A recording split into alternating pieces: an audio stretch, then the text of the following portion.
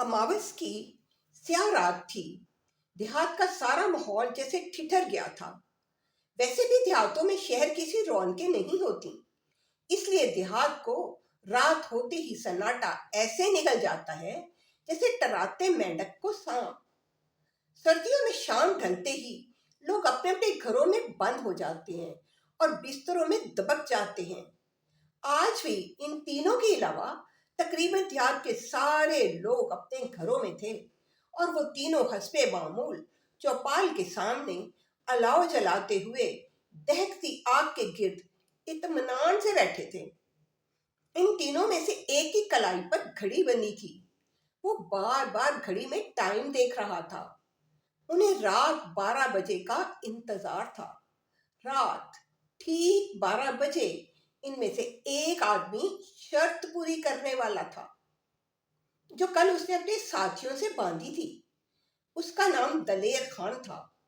उसने अपने दोनों दोस्तों से सारी शर्तें जीत ली थी जो उन्होंने उससे बांधी थी, जैसे भैंस को गिराने की शर्त, 4 दर्जन केले एक ही वक्त खाने की शर्त, एक मुक्के में नारियल फोड़ने की शर्त, वजन उठाने की शर्त वगैरह वगैरह।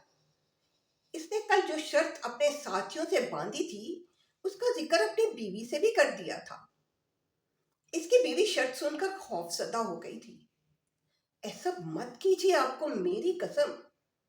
क्या मिलेगा आपको ये शर्त पूरी करके?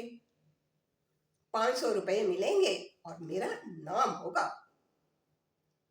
क्या रखा है ऐसे नाम और ऐसे रुपए में? आपकी जान को कुछ हो गया तो? उसकी बीवी ने फिक्रमंदी से पूछा। ऐसी बातें नहीं करते, तुम दलेर खां की बीवी हो। मुझे कुछ नहीं होगा, घबराओ मत। मैं अपनी शर्त पूरी करके इन अफवाहों को हमेशा के लिए खत्म कर दूंगा जो बरसों से लोग गांव में फैला रहे हैं। अरसे से लोग शाम होते ही उस रास्ते से गुजरते हुए डरते हैं। मैं इस रास्ते को बेखतर बना दूंगा। क्या ये नेकी का काम नहीं? दलेर खान ने अपनी बीवी से फैसला कुन अंदाज में कह तो दिया था कि मुझे कुछ नहीं होगा, लेकिन जब इसका साथी 12 बजे के इंतजार में घड़ी देख रहा था, इसके दिल की धड़कनें तेज हो रही थीं। अंदर ही अंदर वो थोड़ा खौफजदा भी होने लगा।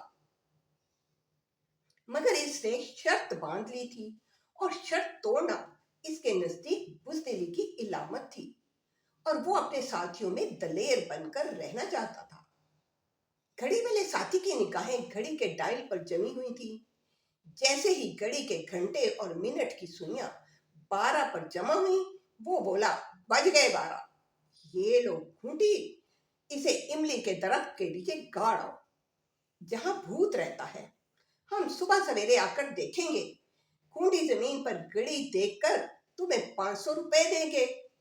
अगर खूंटी जमीन पर गड़ी नहीं होगी तो तुम्हें 500 रुपए हमें देना होंगे। दलेर खान ने खूंटी ली। इसका दिल सीने में तेजी से धड़क रहा था। खौफ और दहशत जाने कहां से इस पर सवार हो चुकी थी। मुंह का पानी सूख कर न जाने कहां चला गया था। वो अपनी इस कैफियत पर काबू पाते हुए उस रास्ते पर चल पड़ा जो इमली के पेड़ को जाता था। स्याह रात में इसे दूर इमली का दरख्त ऐसा लग रहा था जैसे कभी हैकल त्यों खड़ा हो। इसे अपना दिल सीने की बजाय सर में धड़कता हुआ महसूस होने लगा। वो जैसे ही इमली के दरख्त के करीब पहुंचा, उसका दिल चाहा कि खूंटी फेंक कर वापस पलट जाए और दौड़ता हुआ अपने घर चला जाए। मगर इसे वो सारी बातें याद आ रही थी जो उसने अपनी बीवी से की थी। बहादुरी और दलेरी की बातें। गर्ज वो खौफजदा इमली के पेड़ के नीचे पहुंचा और जल्दी से खूंटी जमीन पर गाड़ने लगा। खूंटी गाड़ते गाड़ते वो चारों तरफ देखता जाता था। खूंटी गाड़ कर जैसे ही उठा, दूसरे ही लम्हे थम से मुंह के बल गिरा, जैसे जमीन ने उसका दामन पकड़ लिया हो। सुबह सवेरे जब दलेर खां के दोस्त इमली के पेड़ की तरफ गए, उन्होंने दलेर खां को पेड़ के नीचे औंधा पड़ा हुआ देखा। दलेर खान! दोनों दोस्त दलेर खान को पुकारते हुए उसकी तरफ लपके। जैसे ही उसे सीधा किया, वो दलेर खां की लाश देखकर दोनों दोस्तों के पांव तले से जमीन खिसक गई।